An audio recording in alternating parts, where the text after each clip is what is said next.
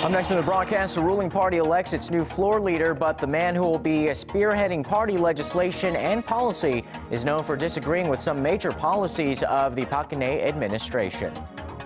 Korea's current account surplus hits a record high, but experts raise concerns that the gains came on the back of sluggish domestic demand. The day after claiming to behead Japanese journalist Kenji Goto, the militant extremist group, the Islamic State, says it took the lives of more hostages, this time Iraqi security personnel. Primetime News begins now.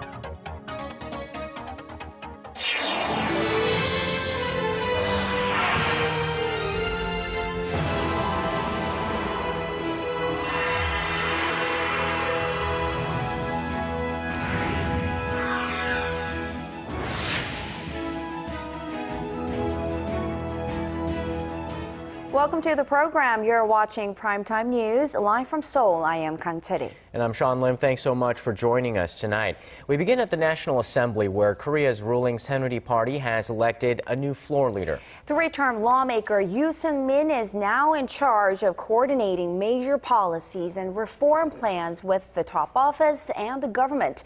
Our National Assembly correspondent Park Ji-won has this report. Three-term lawmaker Yoo Seong-min has been elected the ruling Saenuri Party's new floor leader with 84 votes. 149 of the party's 158 lawmakers cast their ballots on Monday at the National Assembly. In what had been a tight race, the 57-year-old lawmaker defeated four-term lawmaker and former maritime minister Lee Ju-young.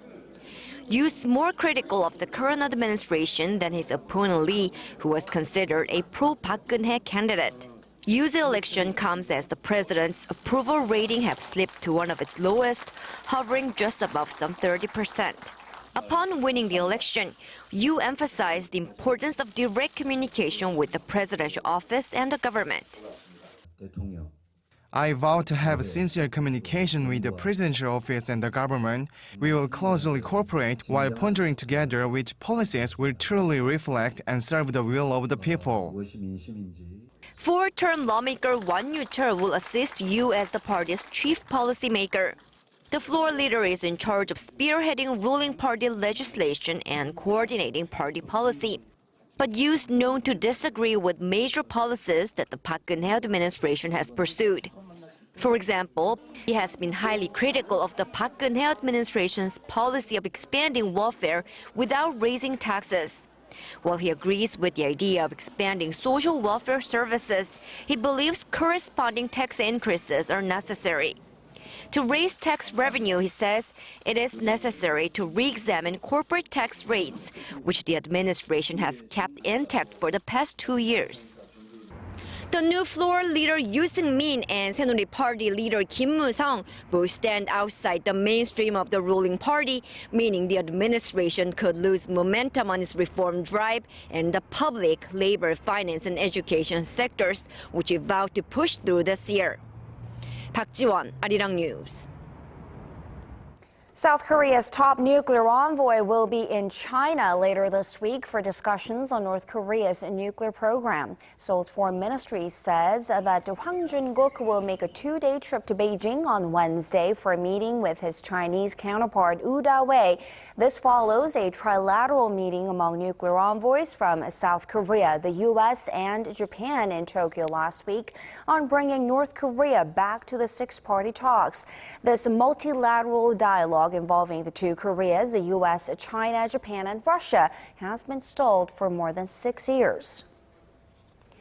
North Korea has accused the U.S. of rejecting Pyongyang's latest invitation for talks with top new U.S. nuclear envoy Sung Kim. The North also used extreme words like rabid dogs to describe Washington and vowed not to sit down with the U.S. for talks. Hwang Sung-hee reports. North Korea says the United States is working hard to shift the blame for the current deadlock over dialogue. Pyongyang's state-run Korean Central News Agency reported Sunday that Washington refused its invitation to send one of its top diplomats to Pyongyang. This just days after U.S. Special Representative for North Korea Policy Sung Kim said following a meeting in Tokyo that the window to dialogue remains open as long as Pyongyang demonstrates its sincerity. North Koreans will need to demonstrate its commitment to denuclearization in a concrete manner before we can resume any serious negotiations. Last month, North Korea said it was willing to suspend nuclear testing if the U.S. halted its annual joint military drills with South Korea, an offer flatly rejected by Washington. Now Pyongyang could be shifting its stance. North Korean leader Kim Jong-un was quoted by state media as saying Pyongyang would no longer sit with, quote, rabid dogs openly barking about toppling its socialist system, while he personally oversaw joint naval and air force drills targeting the U.S. Navy. North Korea's blossoming friendship with Russia could be behind Pyongyang's confidence.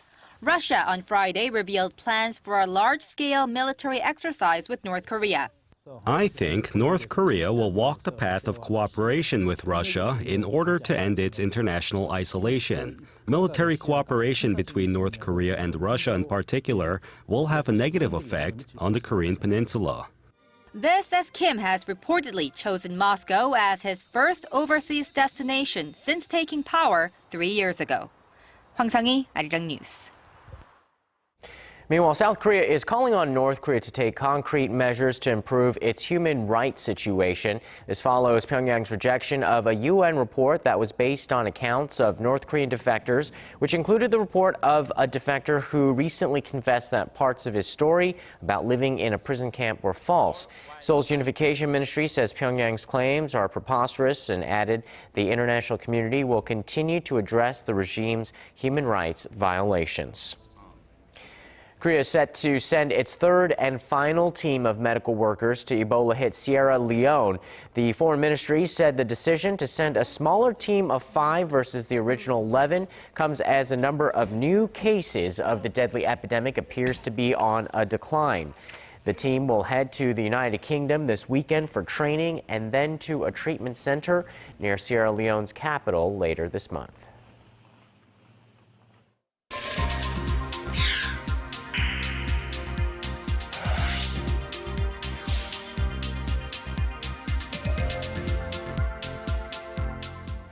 Korea's current account surplus hit a record high last year, but tumbling imports continue to raise concerns that the surplus trend is most likely due to a sluggish domestic consumption. Our Hwang Jie has the details. Korea's current account surplus reached a new all-time high in 2014. The Bank of Korea says the amount totaled over $89 billion, making it the third straight year with a record current account surplus. It's not all good news, though, as slowing exports coupled with a drop in imports is pointing to a current account surplus trend that largely stems from sluggish domestic demand. The balance of goods last year rose to $92.8 billion as exports went up only 0.5%, while imports dropped 1.3%. Korea's sinking imports are partly due to falling oil prices, but it's also due to the country's sluggish consumption and investment. The pace of export growth in goods was also the slowest since the height of the global financial crisis in 2009. Exports then dropped almost 16%. And a new report by the Korea International Trade Association shows that the country's exports are increasingly losing their status as a dynamic growth engine. The rate of exports contribution to growth stood at 37.7% in 2013, down from 51% a year earlier. The figure is also the lowest since the 2008 global financial crisis. The Bank of Korea expects this year's current account surplus to reach another record high of $94 billion, further raising concerns that the surplus might burden local exporters by adding upward pressure to the Korean won. Hwang Jie, Arirang News. And here's another all-time high record. The size of Korea's merger and acquisition market set a new milestone last year, a 4-fold jump from the year 2011. And with the government easing regulations this year, analysts expect the market to grow even more. Our Kim Min-ji explains. Mergers and acquisitions by Korean companies hit a record high last year. Korean firms carried out M&A deals totaling almost $80 billion in 2014, nearly double from a year earlier, according to data compiled by Bloomberg and the Korea Capital Market Institute. Although the number of deals struck declined, big deals boosted the figures. To name a few, Samsung Group inked a deal to sell its chemical and defensive affiliates to Hanwha Group as part of its restructuring, and there was also the merger of Daum Communications and Kakao Corporation, two of the nation's biggest IT firms. The domestic growth is in line with the global trend. The global M&A market reached $3.8 trillion last year, up 71% from a year earlier, and the largest since 2007. Industry watchers forecast the domestic M&A market to get even bigger this year. This as the government eases regulations regarding M&As and low interest rates have made financing cheaper. The restructuring of conglomerates and brokerage houses are also expected to drive the growth, as well as more big deals expected this year. Kim Min-ji, Arirang News. On the jobs front, the number of high school graduates who have found jobs surpassed the 10 million mark for the first time last year. The number was up nearly 270,000 from a year earlier and accounted for nearly half of the total jobs added in 2014. That also pushed up the percentage of employees with high school diplomas in the entire workforce to 40%. Statistics Korea attributed the gain to a government policy that encourages businesses to hire people with high school diplomas, along with a drop in college entrance rates in recent years.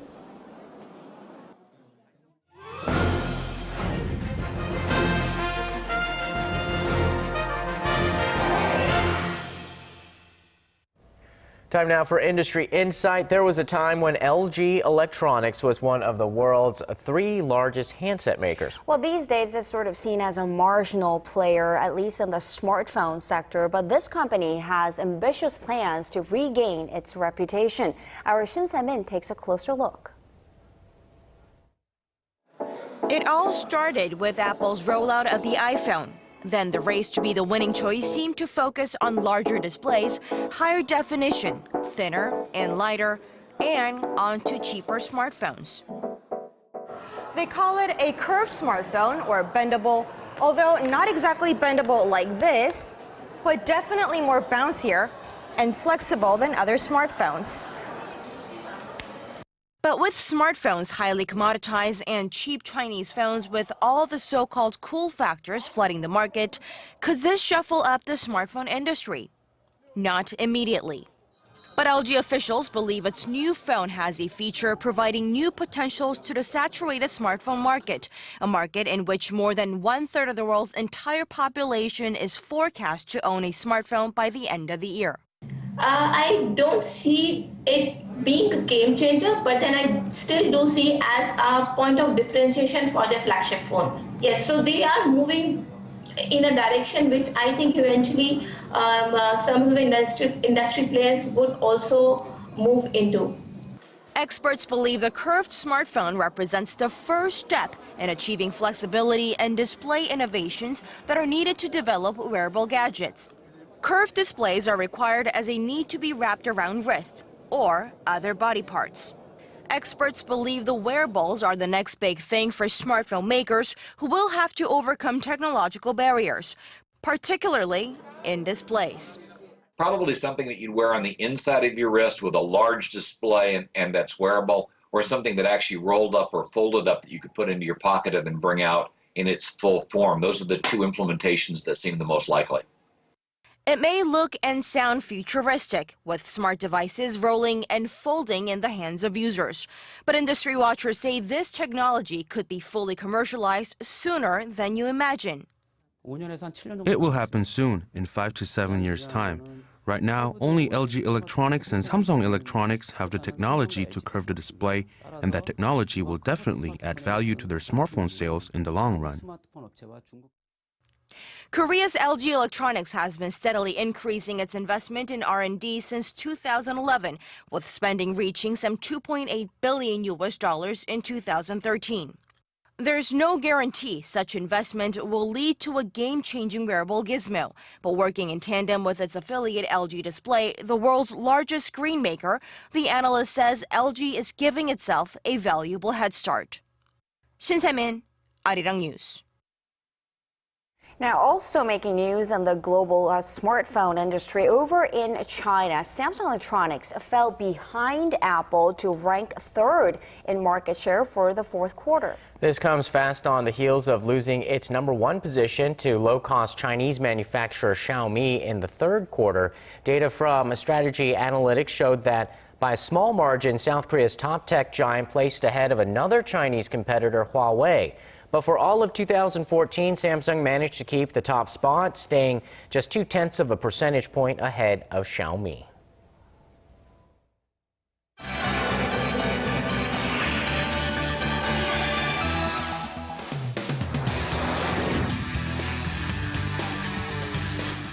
The Islamic State militant group claims to have beheaded more hostages. Their victims, this time Iraqi security personnel. For more, we turn to Paul Yi at the News Center. Paul, this jihadist group is showing no signs of slowing on its path of violence and terror. What can you tell us about these latest victims? Well, in a series of graphic images posted online, these militants brutally execute 3 captives identified as Iraqi police officer and 2 soldiers. Now, the authenticities of these images have not been verified, but it does come days after IS allegedly killed its second Japanese hostage, Kenji Goto. This as Tokyo is defending itself amid criticism over how it handled the hostage crisis and how it intends to move forward in the fight against terrorism. Our Chi Myung-go reports.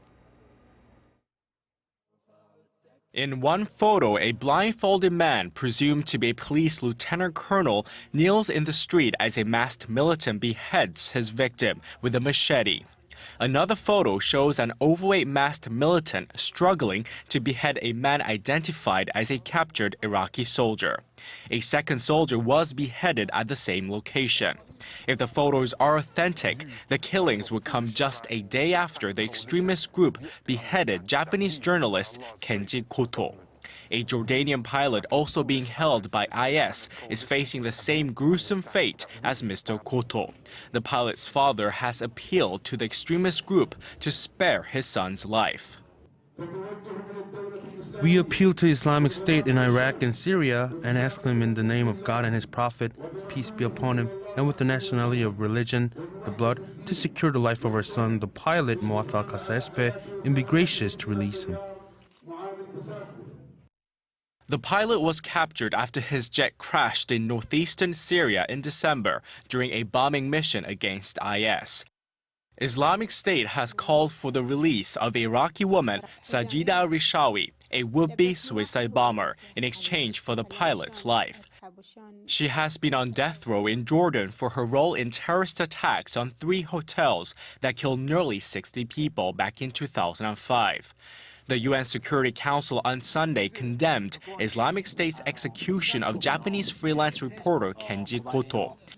Council members stressed that Goto's execution has once again demonstrated the brutal tactics of IS militants and said those responsible for his murder will be held accountable. Chi Myung-go, Arirang News. And shifting to Paris, Greece's finance minister has wrapped up talks with his French counterpart as part of efforts to resolve the country's long-term debt crisis.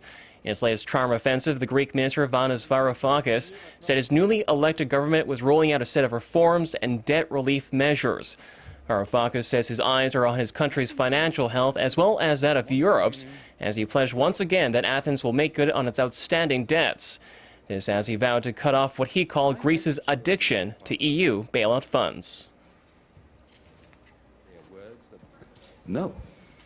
It's not that we don't need the money. We are desperate because of certain commitments and liabilities that we have. But my message to our European partners is that for the last 5 years, Greece has been living for the next loan tranche. And as I said to Minister Sapin, we have resembled drug addicts craving the next dose. In order to get there, the finance minister proposed forgiving half of Greece's existing debt, which stands at around $400 billion.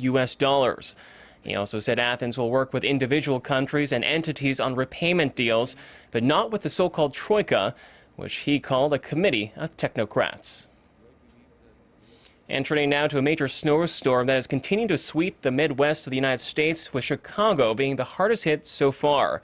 More than 40 centimeters of snow was dumped on Sunday, paralyzing schools and transportation systems across the city. The U.S. National Weather Service forecasts winds of up to 70 kilometers per hour with ground visibility of less than 500 meters. Those conditions as of Monday resulted in 1,300 flights being canceled and thousands of passengers stranded inside Chicago's two main airports. Officials have issued storm warnings from Iowa to New England as the snowy weather moves over a wider area towards the eastern coastline. And finally, the Super Bowl has wrapped up, and many of the big game advertisements are still garnering plenty of attention. Among the 70 high-profile commercials that hit the airwaves on Sunday, Coca-Cola and Budweiser stood out from the crowd. According to a survey by AdMeter, the Anheuser-Busch Brewing Company's ad ranked #1 for the third straight year at the Super Bowl. Dubbed the biggest event on American television, media pundits say there's nothing quite like it. I mean, if you look at the platform, 112 million people watched the Super Bowl last year. There's really no other platform, no TV show, no YouTube video, nothing else out there that has that much reach and that big of an audience. This year, leading brands spent a record $4.5 million for a 30-second spot during the championship match. But with over 100 million viewers watching the big game on TV and millions more online, most companies say it was well worth the investment. And that wraps up our look at international stories for now. I'll see you back here tomorrow night.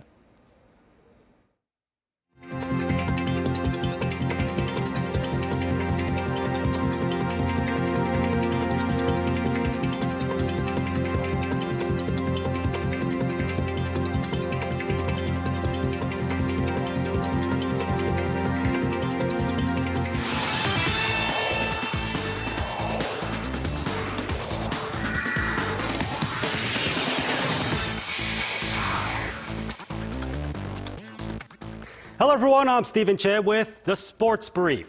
Now the Asian Cup came to a close with Australia's champion. And before the tournament wraps up for another 4 years, the Dream Team was announced on Monday. Now Australia and runner-up South Korea had 4 players each in the best 11. The top scorers for the two, Aussie Tim Cahill and Korean Son Heung-min, along with Golden Boot winner the UAE's Ali Mabkot, filled the forward positions. Now the midfield was anchored by player of the tournament Massimo Luongo, pass master Ki Sung-young, and the UAE's Omar Abdul Rahman. Now Korea's Chaduri and Kwak Tae-hui, Australia's Trent Sainsbury, and the Rock's Durgam Ismail rounded out the back line with Aussie Matt Ryan at goalkeeper.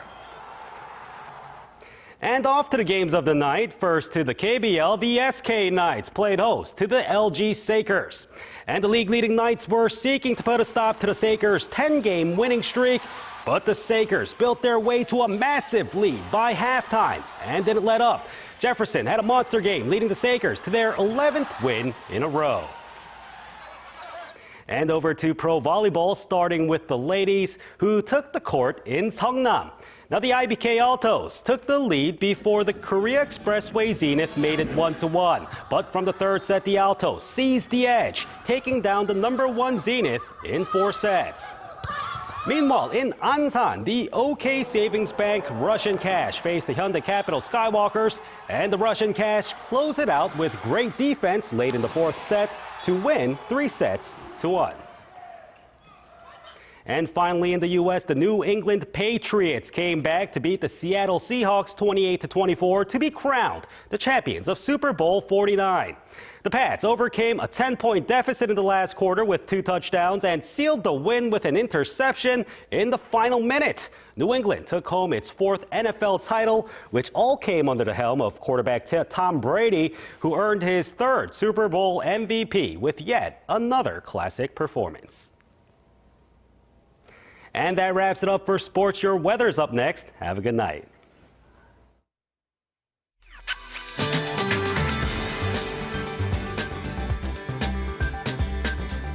Hello and welcome. I'm Kim Bo-kyung with your weather outlook.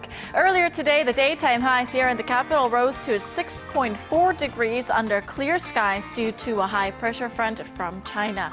The air quality remains very dry in parts of Gyeonggi-do province as well as areas down south where humidity levels have dipped to as low as 37%. But the good news is that this mild weather will continue for a while. In fact, Seoul will start off the Tuesday morning at -3 degrees, which is approximately 3 degrees higher than the seasonal average.